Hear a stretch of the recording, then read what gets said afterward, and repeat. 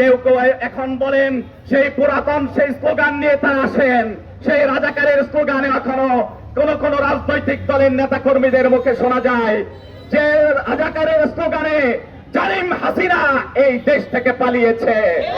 আজকে যেন কোন রাজনৈতিক দলের নেতা কর্মীদের মুখে সেই পুরাতন স্লোগানে আমরা শুনে তারা কথায় কথায় বলেন তারা এই বাংলাদেশ থেকে ছেড়ে যাওয়ার জন্য, কিন্তু পাল্টা স্লোগানও শুরু হয়েছে কথায় কথায় বাংলা ছাড়,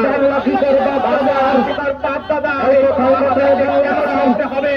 মোনালিসা হেভি ফ্লো 15 পিস প্যাকেটের সাথে 8 পিসের একটি প্যাকেট একদম ফ্রি। কেন আমাদেরকে এই দ্বিধা বিভক্তির স্লোগান আমরা শুনবো? আমরা সেই কথা শুনতে চাই না।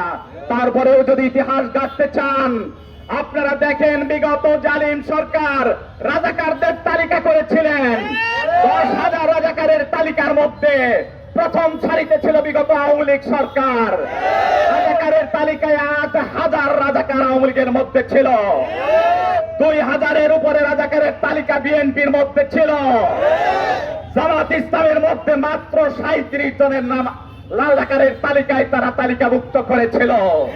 যদি কাউকে যেতে হয়, সেকেন্ড পজিশনে যারা আছে তাদেরকে এই দেশ থেকে ছেড়ে যেতে হবে।